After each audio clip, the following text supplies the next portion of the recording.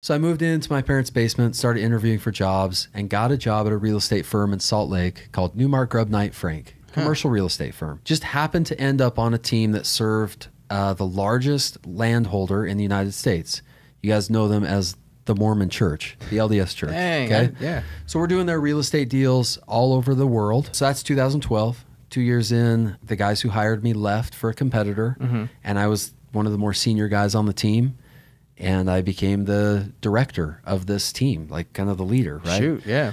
And so we're doing deals, and we're having a great time. For people who are local, I mean, we did a monster deal in Provo. BYU bought Provo High School. I represented BYU. Dang. Right? So we made a really nice fee on that deal. That's sweet. And so I started to become really successful doing this work, and started to stockpile some dough. But I was a broker. I was making fees, which is great. But I didn't know what to do. What do I do with this, right? So I did the normal thing and had IRAs and did the 401k thing, right? Yeah. You do stocks too? And yeah, some stock stuff. That. Yeah, just traditional investing. And then it dawned on me, like, I know real estate. Why am I investing in S&P 500? I don't even know what S&P stands for, man. So I was like, I know real estate. I don't just know it, I know it really well. Yeah, yeah. So let's take my money and invest it in real estate. So that's what I started to do. And that's how we got it. Go to investorthrive.com right now to check out some of our free training on how you can make money as a real estate investor, or schedule a time with me so we can chat about our mastermind mentorship and how we can help you learn how to wholesale nationwide and grow your business. We wanted to bring Nate Worthen on because he's one of our top buyers here in the local Utah area. I believe you've done 4 deals with us now. Yeah, that's right. So Nate's been a good buyer for us, and we wanted to bring him on and just kind of talk about what you look for from wholesalers, kind of about your journey, how you got into real estate and all that stuff. Sweet. Let's do it. So, Nate, real quick. So let's start with some funny stories, because we did do a deal with you. I think our first deal with you, was it the Pingree one or was it the one in Sandy? Sandy. Okay. Sandy, Utah. So let's talk. So I'll give my explanation of how I got it, and then you can kind of tell us what happened on your end. So I ended up getting a Facebook lead when we were running Facebook ads, and I got a call from this really mad guy. He was like so pissed. He's like, "You're gonna buy my house?" Like as soon as he got on the phone with me, and I was like, "Hey man, I don't even know. We haven't even talked about the condition of your house. Like, why are you so upset?" And I even called him out. I'm like, "Why are you upset with me? I've never talked to you before." He's like, I just need to sell this house real quick. So I went to his house. Dude, guy's just face was red. He was like mad the whole time. And eventually I got his trust, because I was like, "Look, I'm a wholesaler. I'm not gonna buy your house. I'm not playing with you. I'm just gonna find a buyer, okay?" And he was like, "Okay, I trust you." But he was still mad the whole time.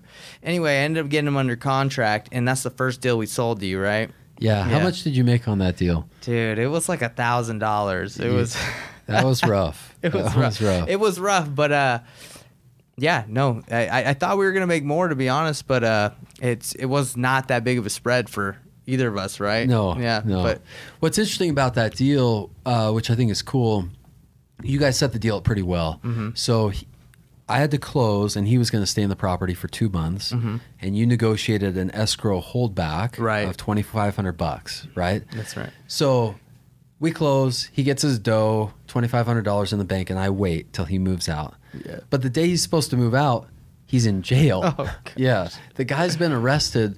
I mean, I don't know what this is, but forcible sodomy. Yeah. Right? All I know is that he had a prostitute, tried to go... Look, this is family friendly, right? Yeah, but it was not sketchy. a good situation for him or the prostitute. But anyway, right. we were caught in the middle of it. You were caught in the middle of it. I was. And he left his stuff on site, so we had to clean it up.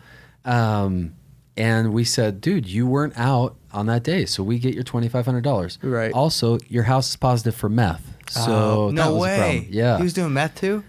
I mean, someone was. I assume it was him. I don't think we knew about that. You didn't. Did you know about that? Oh, because he never said anything, right? Oh, interesting. I didn't know about the meth. That's crazy. Yeah, so we had to remediate the meth, which was fine. And then we said, "You're not getting your $2,500 because you didn't get out on time." You didn't tell us about the meth either. Right. Yeah. So the title company says, "Look, Nate, you sign," being me, Nate, right? As the buyer, you sign, and then the seller will sign, and you guys both, we can release the money to you as the buyer. Well, of course, he wouldn't sign. Dude, that's the worst thing about having to do that. That's like the worst part about real estate. It is. It's right. so it doesn't make any sense. It's so dumb. So escrow holdbacks, we can talk about that if we want, but ultimately he sued me while I was in Idaho, didn't get the notice, time elapsed. He won the lawsuit because I didn't show up. He got the $2,500. Not a big deal, but that was our first experience. You're lucky I came back. Yeah, dude. Just kidding. We both got kicked in the. We learned a lot behind by that guy. Yeah, you know, he if you did. know what I'm saying. Yeah. Anyway, so that was our first deal. We've done a couple other ones, but it's been fun. You know, working with you. You've been really responsive and really cool. So thanks for coming on the podcast. But basically, we want to start off just kind of getting to know what got you into real estate and your background and your story. Yeah, let's do it. So, when I grew up, I wanted to be a college basketball coach. So I went to BYU, got a degree in coaching, and started coaching basketball.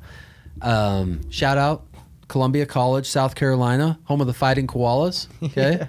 Fighting Koalas, purple, all women's school. This is no lie. That's a real thing. A real thing. Got my first coaching job there as an assistant coach. Yes. Okay, set the all-time school record for wins, 7. Okay, we didn't last too long. Wasn't making a whole lot of money. So I moved back into this is a true story. So I moved back into my parents' basement. I was making $500 a month, full-time work. Okay. As a coach? As a coach. Oh, dang. Because it's hustle, man. Yeah. And you got to put your time in and hopefully someday you make it. Mm-hmm. But I was like, I can't do that. Mm-hmm. I can't survive. So I moved into my parents' basement, started interviewing for jobs, and got a job at a real estate firm in Salt Lake called Newmark Grubb Knight Frank, commercial real estate firm. Just happened to end up on a team that served the largest landholder in the United States. You guys know them as the Mormon Church, the LDS Church. Dang, okay? yeah. So we're doing their real estate deals all over the world. Mm-hmm. And 2 years in, so that's 2012. 2 years in, the guys who hired me left for a competitor. Mm-hmm. And I was one of the more senior guys on the team. And I became the director of this team, like kind of the leader, right? Shoot, yeah. And so we're doing deals and we're having a great time. For people who are local, I mean, we did a monster deal in Provo. BYU bought Provo High School. I represented BYU. Dang. Right? So we made a really nice fee on that deal. That's sweet. And so I started to become really successful doing this work. Mm-hmm. And started to stockpile some dough. But I was a broker. I was making fees, which is great. But I didn't know what to do with this. What do I do with this, right? So I did the normal thing and had IRAs and did the 401k thing, right? Yeah. You do stocks too? And some stock stuff. That. Yeah, just traditional investing.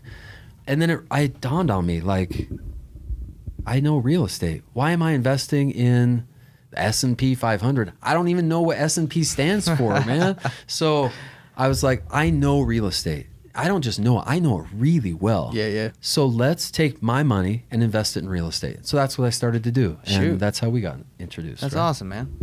So you've been in real estate since roughly 2011, you said? Yeah, I bought my first deal, a condo in 2009. Okay, is that before you started working? That was before. But my real career in real estate started in 2012. Gotcha. Yep.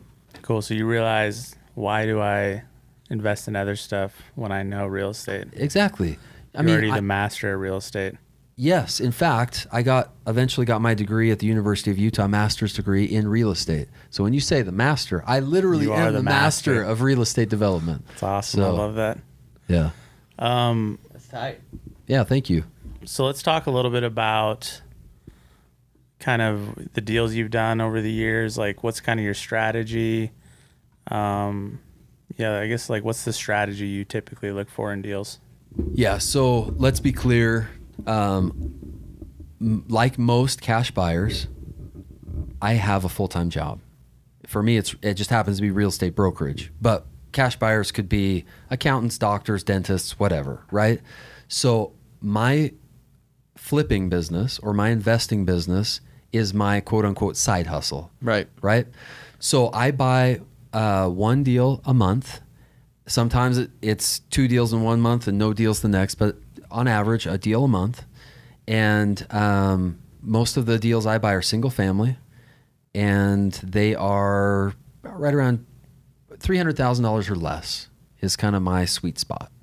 So we can talk about why if you want to, but that's what I do. Yeah. Any reason why? Yeah. So I have the ability, I'm fortunate enough to be able to pay cash for my deals, but I choose not to. Right. Because I can do more deals if I use a lender, right? It's hard money. So I put in, say 10 to 20% down, the rest is hard money. And my hard money accrues over time. But on $200,000, it accrues at a slower amount than at $600,000. Yeah, dude, at those higher ranges, you get rocked. Exactly. Yeah. So I like the lower income stuff. In Utah specifically, there's a lot of depth in that price point. A lot of first-time home buyers, people who are making hourly wages, they can afford that stuff. Not as many people making the six figures, right? Yeah. Quick question about, so you're buying these properties. What do you do with them? Do you rent them, fix them up?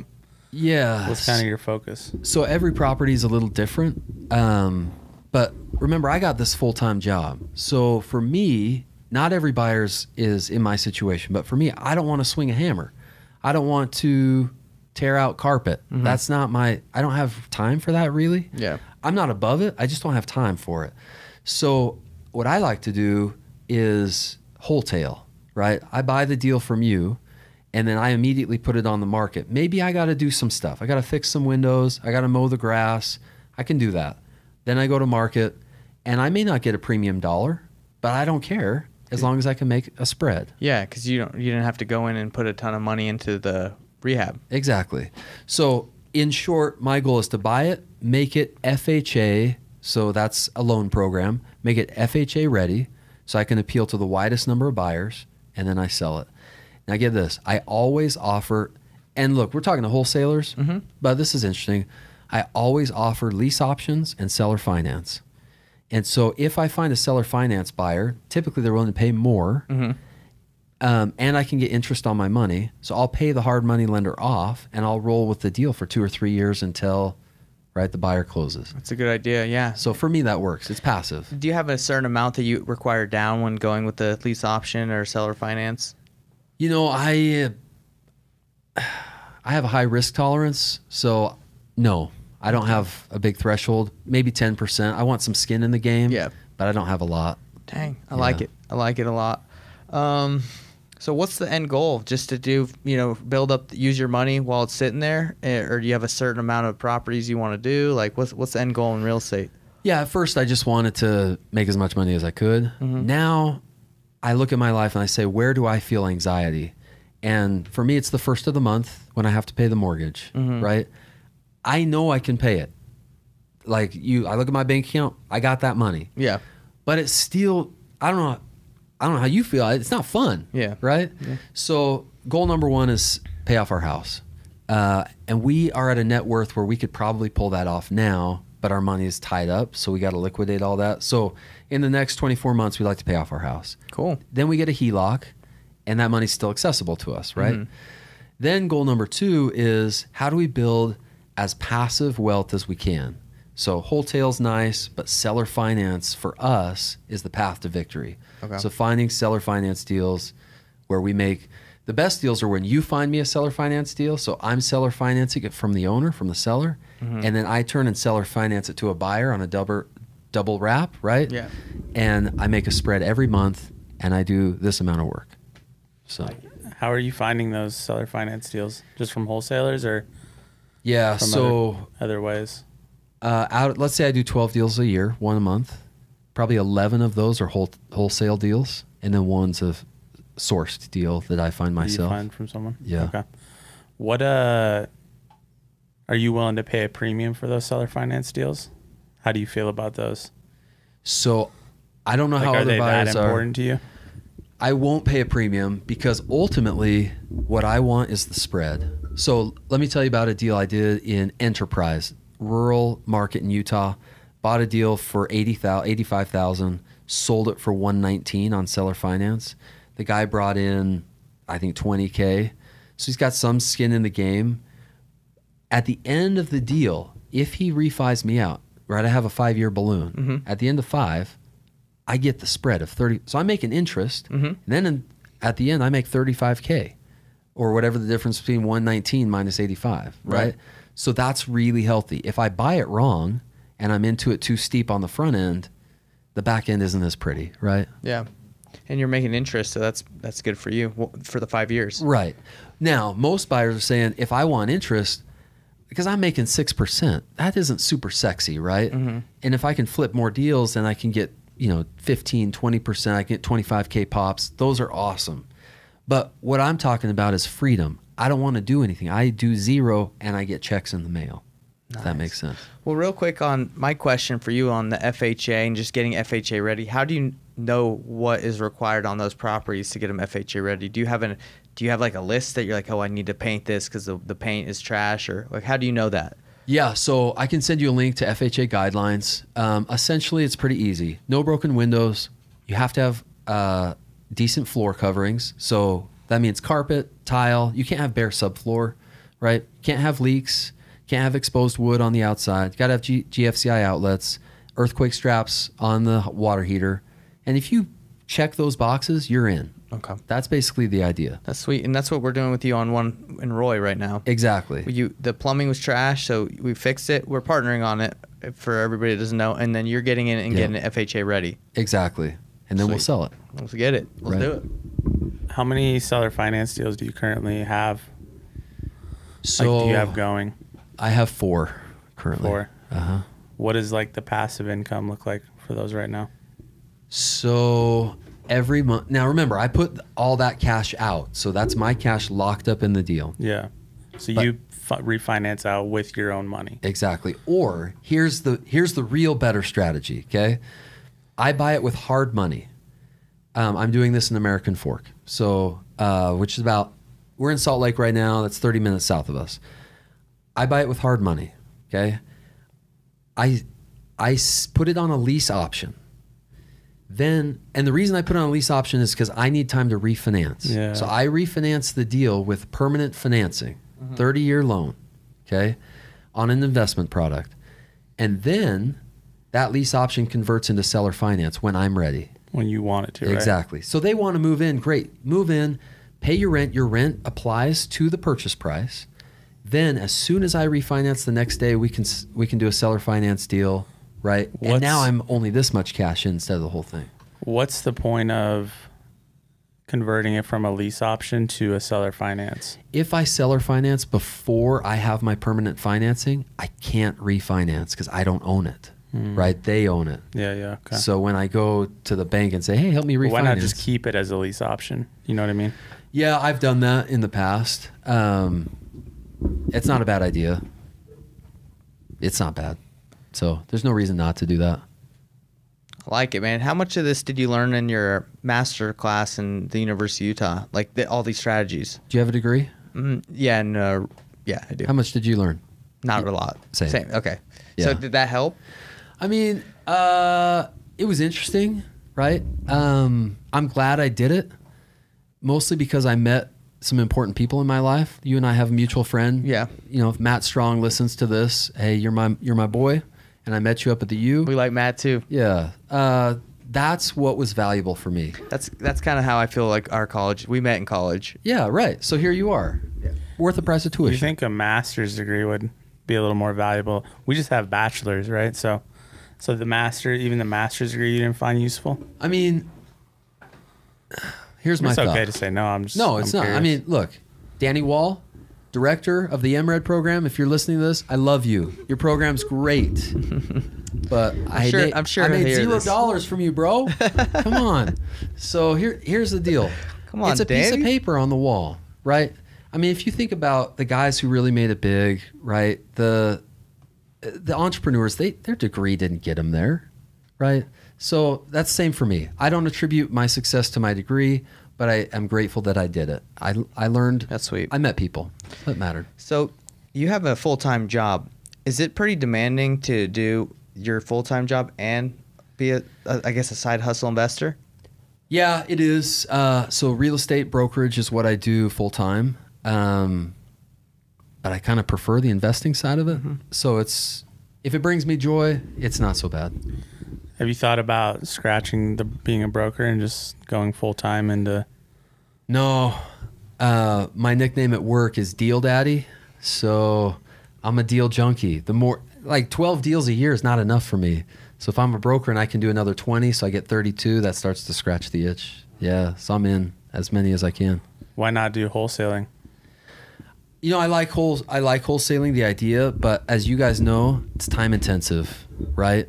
So I don't have time. That's the whole. Like this is our full-time jobs, right? Right. Like, I mean, but it's a grind for sure to run the business, to do that all. So, do you use your job that you have right now? Do you use that to, burr out of properties, like get a hard money loan and then get a regular financing on it? Not my regular. I mean, I use my regular job as the income that the bank requires for permanent financing, but I don't use necessarily my network for that. Okay. Yeah. Well, I guess that's what I meant, is like your regular job to qualify. Exactly. Yeah. Yes. Because like we can't really qualify. We go to a bank, they're going to be like, hey, you work for yourselves. Right. And we write off everything. So they're going to be like, you make no money. Yes. So I show a profit on my day-to-day. Absolutely. Yep. Well, are you a W-2? Because you're a broker. Do you not own your own brokerage? Or you? So I don't want to get too technical, but I have I own my own brokerage, and then my commissions funnel into an LLC that is an S Corp. And then I am the only employee of that S Corp, so I W-2 myself for tax reasons. So we could do the same thing. We do that. Yeah. Yeah. But then you got to show an income, which means writing Uncle Sam a check, right? So there's that. That's always the bad part, right? Yeah. Let's talk a little bit about what you look for from deals from wholesalers, because you get a lot of emails, I'm assuming. Yeah. I What probably do you get look 10 for? a day. Well, eight to 10 a day. Yep. So, okay. So let me ask you this. Are you asking what I look for in a wholesaler or what I look for in a deal? What you look for in a deal, like from a wholesaler? Because I'm assuming most of the deals you get are from wholesalers, right? So I get contacted by wholesalers in 3 different ways. Most commonly, it's an email. Second most commonly is a text message. Mm-hmm. The third is a personal phone call. I like the personal phone call. You guys have a guy, his name's Eric. Yep. And the guy is good. Mm-hmm. He makes me feel like I am the most important buyer on your list. Let's go. Right? And I don't know if I am or not, but I feel that way. So when he calls, I listen and I look at the deal. I'll be honest, I look at every email deal that I get. I evaluate it basically on paper and say, hey, does this make sense? If it does, then I decide, do I want to drive all the way to, Park City or whatever? But when I get the call, he jumps to the front of the line. That's why we've done so many deals together. Let's go. Yeah. So the phone call is the best way to do it. Yeah, I would call. Now, if I'm a wholesaler, I'm not calling every buyer on my list. Of course. I call the guys who buy my stuff. Mm-hmm. If you have a guy who's bought from you before, call him or her and say, hey, I have a deal. You get first crack at it. Whether you're giving him first crack or not, make him feel like he gets the first look. It's a VIP, baby. Right. Give him the VIP treatment. Absolutely. I love it. So I guess a follow-up question to that, what do you look for in a deal then? Okay. So the deals that get me excited are seller finance deals, right? Mm-hmm. Let me be specific about what those seller finance deals look like. I want to do a wrap. I want your mortgage. Okay. So that means your credit's on the line and I benefit from that. I love those deals. What if they own it outright? Are you still cool with those? Or? Yeah, I still like those deals for sure. But you don't mind if they have a mortgage still in place? I kind of like the mortgage deal just because those sellers are handcuffed, right? They have a bank, so they gotta pay. Like they're not gonna foreclose on me. Are you kidding me? No, they're tied to the bank, and I like some of that accountability. Secondly, is I like. Not everyone likes these. I like manufactured homes pre-1976. And this is why. You can't loan on those things, especially if they don't have permanent foundations. So they go cheap. Nice. Right? So there's one up by the Idaho border. It's listed for $65K. It'll probably sell for like $30K. Half an acre. You get half an acre of land and you get this dumpy manufactured home. I could rent that out for $950. I can make my money back in 30 months. But when I sell it, I have to know this. I cannot get bank financing. There are no bank financed offers. You got to find that special buyer. Seller finance. And I'll seller finance for $60. I'll double my money on a seller finance deal, but I have to be prepared to carry. So that's why you got to buy right. Exactly. Yeah. So what else do I like about wholesale deals? Cal, you want a tip? Here's the deal. You can't just sign up for this app, but you can get it. So I don't know how the good wholesalers throw in an ARV, an after remodel or after retail value. It could be totally bogus, but they at least put one in, right, to give me a hint of what that might be. Some of them might be pulling that from Zillow. Some might be pulling from like the assessor. I don't know where you guys get that data. Comps or yeah, some people are actually doing comps. Most wholesalers most don't. Most aren't pull doing from that. Zillow. Right.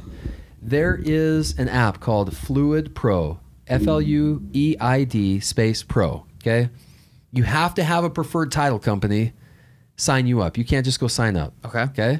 So there's a deal right here. Does GT Title do it? No. In Utah, it is, she'll love the shout out. Charity Lasser with Truly Title.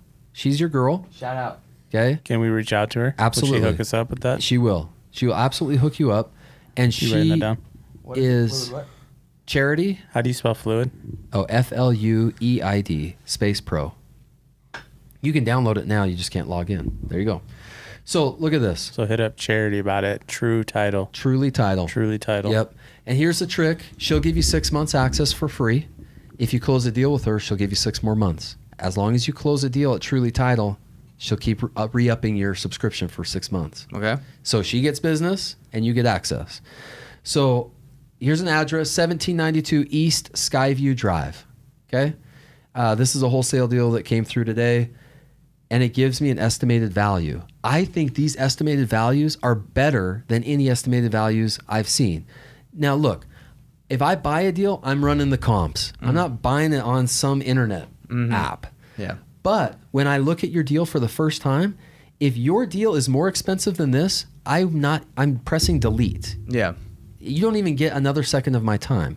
So this You one's use that app a lot then. yeah, 531, 454. Guess what the wholesaler had it out for? 539. Come on. That's fair market value. You're trying to wholesale something to me for more than fair Who was market that? value? Is that what noob was that? Yeah, exactly. Some noob. I don't know who it was, but it wasn't good. Somehow he got your name. Right. So just one more time. Charity. Lasser. So that's charity spelled like the pure love of Jesus. Pure love Jesus. I love it. Lasser, Lasser. Okay. Spelled like laser, pronounced Lasser. Okay.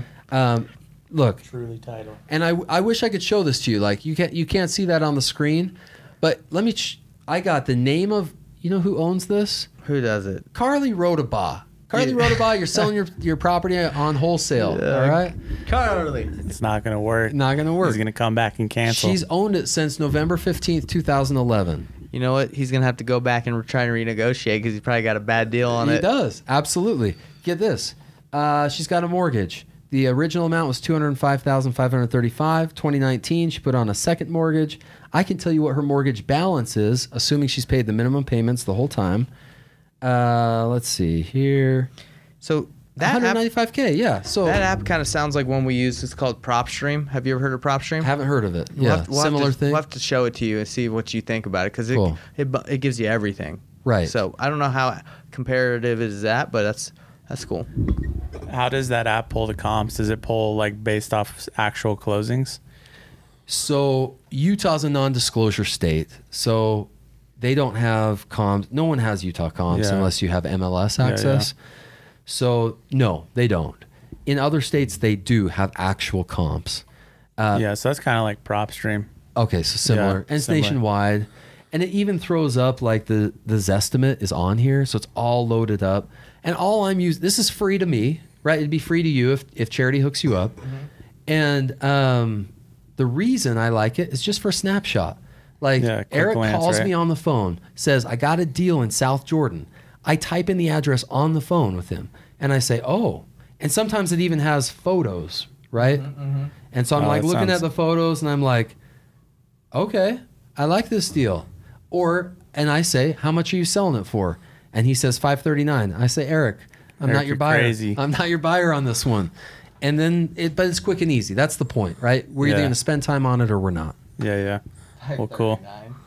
Well, let's transition a little bit. What Yeah. don't you like about wholesalers or wholesaling? Sounds like if it's priced too high, but what are some other things? Yeah. Okay. So look, I'm going to get you guys some listeners right now. Do it. Clay, Brian, Utah house buyers, listen up. This is why I've bought 3 deals from you guys, and I can't buy another deal from you because you keep switching your disposition manager. Yep. Gosh. So you started out, I don't know why you fire the people that you fire, but I want to give a shout out to Whit Foster, who used to work with UHB. The dude is freaking awesome. Where is he now? Do you know? I don't know. You should. You have a good guy. Eric is the man. I actually think Whit does his own thing now. He should add me to his mailing list. I'd buy his deals. Maybe they don't get any deals anymore. I don't know. I don't know either. What I'm saying is, you got to be careful when your disposition guys are creating relationships. I have a relationship with every disposition guy. So if you're a new wholesaler and you're the acquisitions and the dispositions guy, fine. If you hire a disposition guy, that's okay too. But don't switch him up. Right. Because I have all this institutional knowledge with what we bought 3 deals. They hire a new guy. I can't get through. Now I have to deal with Clay directly. I like Clay, but he doesn't know who I am. He doesn't get you. Right. So I have to rebuild that whole relationship, and he's asking me questions that, quite frankly, are offensive. Like, hey, can you actually perform on the deal? Like, come on, bro. Come on, dude. I bought your deals before. So Yeah, that's number one. Pretty annoying when you bought 3 deals from them. Right. Exactly. So that's Yeah. number one, is you got to have a good relationship with your buyers, whether that's you or someone else. Number 2 is, if you got janky deals, be careful. There's a guy in our market. I'm not going to throw his name out there because I've bought some of his deals. Occasionally he has a diamond in the rough, but he has bad deals. All of his deals are overpriced. So I look at his deals and I'm skeptical from the moment I see the email. When Eric calls me your guy, I'm not skeptical. I mean, I have questions, right? Yeah. But with this guy, I'm already like, no, this guy's probably going to hose me. Right. So do you still look at his stuff, or you just automatically delete it? I look at it, but I got to buy it extra good, which means he's making less of a wholesale fee because I'm going to chew him up. Whereas you guys, remember that deal? How much did we make on our last wholesale deal? You guys made 27? Yeah. 27K, and I knew you were going to make 27K, but I didn't care because I knew there was meat on the bone. Yeah, yeah. Right. So do you think you'll get to the point with him that you'll just delete his emails? No, man. I'll always look at deals. That's how I roll. But not a lot of people are going to be like you. They're going to get so many deals and be like, I don't even want to check that dude's email. The casual buyer. So most people have capacity to take on 1 or 2 deals at a time, and it takes 6 months to work through a deal. So they're doing 1 or 2, maybe 4 deals a year. Once they're in a deal, they stop looking at new deals. Mm-hmm. So yeah, unless they get that personalized phone call that says, hey, this one is worth trying to stretch. Yeah. This one's the one. Maybe take a look at this, right? That makes sense completely, yeah. Yeah. Well, dang, man, you've given us a lot of good info on how we, our listeners, wholesalers, what they can do to develop relationships with their cash buyers so they'll look at their deals, feel like they're important, and come through. Because we had a deal in Colorado that was like $1 million property that we had for $750. So it was a deal because it was a wholesale deal. They put it in, carpet paint. But no, we didn't have the relationship with anyone there because we do nationwide. We've told you this. Right. So we have the relationship with you and some of the people here in Utah, but in other states, sometimes it requires the relationship to take the risk. And we couldn't get anyone to do it. Nobody wanted to do it. So we were tight with another wholesaler. He's like, I'll do it. I know you guys. And he's ending up making $147,000 on that property. Man. So, and we're cool with it because we made a $50K assignment fee. He's like, I'll give you $50K. I'll take it at $800. I'll put carpet and paint. He said he put like 30 and he's going to make 147 on it. But the point of this is we couldn't get it done without the relationship. So for all the wholesalers listening, you got to get tight. You got to, communicate. Pick up the phone. Absolutely. Got to pick up the phone and get tight. Yeah. Get tight with your buyers. Let me give you one more. I know we're probably tight on time. No, you're doing good. Yeah. So we got, let me give you one more pointer. So I get a lot of emails. Wholesaler says, hey, I got this deal. You can change it into a duplex, or maybe it's a multi-unit property and it's a triplex. So I call the guy and I say, hey, I like your deal. What are the rents? I don't know. Can I get a copy of the lease? Let me work on that. Yeah. Hey, you said I could build 4 units here. What's the zoning? I don't know. So seller said I could. Yeah, right, exactly. I took out a tape measure and just measured. Right. Or what? You can dig in the basement. Of course you can have a duplex here. No, the city doesn't allow duplexes here, right? When a wholesaler doesn't know much about the property, all of a sudden, the bad news for you guys is I'm going to pay less because I got to take the risk. Right? Yeah, I'm less interested and I'm going to pay less. So your assignment fee, I may still buy the deal from you, but your assignment fee just got skinnier just because you didn't do your homework. Yeah, if I come to you and say, hey, I don't have any of these answers, you're probably like, well, give me the answers, right? Yeah. And you're not interested till you get the answers. Exactly. So two things. If Eric calls me, and Eric has done this, he's had a deal, he doesn't know the answers. I have some resources that maybe he doesn't, and I can get those answers really fast. Mm-hmm. Even if I don't buy the deal, he now is armed with knowledge for the next guy, right? So that's another advantage of getting on the phone. Or he figures that stuff out and brings me a fully baked deal, and I'll know it because he's going to talk knowledgeably about it. Hey, this is zoned for short-term rentals. The zoning also allows a duplex. Let me give you the link to the city's website that shows you. Now you're getting hard. Now I'm like, exactly. Now it's like, where do I sign? Like, how much? Let's go, right? Yeah, I feel you. So if you fully bake the deal, then I think you got a better shot. Okay, so bringing like a full package deal, like all the information at your disposal. Key. And let me tell you, so there are wholesalers in our market, Utah Sell now, who don't put any photos, no photos on their e-blast, which is so annoying, right? Mm-hmm. And the reason they're not doing it, and the reason they won't tell you anything about the property is because they have legal counsel that says, we're not going to, if we tell you something and you rely on that information, you can sue us. Interesting. So just FYI, what I would do if I was a wholesaler is I'd say, this is what I was told. Buyer beware. Go do your own due diligence. Yeah. But this is what I was told, and here's the sources for all the information. Mm-hmm. You make the call. Yeah, for sure. But just be clear about that because you don't want anyone coming back on you. Yeah, it's very interesting that they still sling deals but provide no information. None. Right? So it's so annoying. Dang. Well, yeah, man. I mean, this has been super awesome to know the insight of what you're looking for. Because honestly, like, if our job is to get you, that's our job, is to get you deals. Right. That's how we get paid. Without you guys, we don't get paid. Right. So if we don't do a good job at packaging what you need, we're gonna make less money.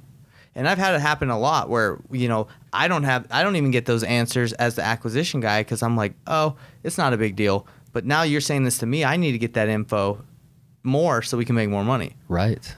Absolutely. Yeah, that's why Eric's always coming to you asking all these questions, right? That's true. Eric always is asking Nate 1,000 questions, and Nate's like, I don't know. Call the seller. Yeah, I'm like, man, just get the deal sold, bro. I already had to deal with this lady. That's every wholesaler. You don't want to call her back. No, yeah. But, I mean, to me... half the time the seller doesn't know anyways. Exactly. So but take some due diligence, right? Here's the point. You guys can use that lack of information to renege with the seller if you have to, right? So old grandma doesn't know when the AC was last replaced. Then to me, the appropriate response is, oh, really? Well, if you don't know, that means we'll have to assume that it's bad. $3,000 off the price, right? Yeah. And so, and that's you don't know how old the roof is? Well, you probably haven't replaced it in the last 10 years you've been there. Bingo. Yeah. If you don't know, that means it's a problem. Yeah. Right? No, we have true. to assume that. Yeah, for sure. Understandable. So what we're taking away from this, Investor Thrive Nation, is we have to package and get our deals to a point where someone wants to buy them. Yes. You can't just throw it on you and be like, hey, if you figure it out if you want this deal, it's got to be packaged right for it to be good. Yeah, they don't want to do a bunch of work. I'm assuming you don't want to do a bunch of work just to find the basic information and be like, yeah, I don't want this deal anyways. Exactly. The more work I have to do, the less I'm going to pay you for the deal. Which is, I think, rightfully so. Right. But if we get it packaged up where it's like, if you don't take this, somebody else will. Yes. Then you're like, okay, appreciate that knowledge, that info. Right. Cool, man. Well, you got anything else you want to say? You've been a wealth of knowledge for us, and it's been awesome chatting with you. Man, anyone who listens to this, I mean, obviously you got Nate and Corey, great resources. If I can be helpful to you, love to partner. I do my own hard money lending. I'm obviously we're buying a hard deal. Money? Yeah, I've done that a few times. There you go, brother. Yeah, reach out. if these guys will be so gracious, we'll put some contact information out there. Dude, I'd love to. Yeah. I basically, we're going to post this on the group page that we have on Facebook. If Right you on. want to be a part of that group, I can invite you and we can put your info on it. That'd be cool. We're going to have this on YouTube. So we can put your, I don't know how much info you would want on YouTube and out there, but we can run it by you. Absolutely. And here's the deal. If you're watching this video and you've done a deal, you should drop a comment. Tell us your story. Like, That's right. I'm one investor among thousands or millions of investors. Drop your story. Tell us what's going on, and let's trade knowledge, and I'll be better for it. I love it, dude. Yeah. You're built for this, man. Let's go. Let's go. All right. Well, Investor Thrive Nation, this was the podcast. Thanks for coming, Nate. Corey, would you like to end with any words? No, just glad to have you. Glad to learn from you. Peace. See you guys. Later.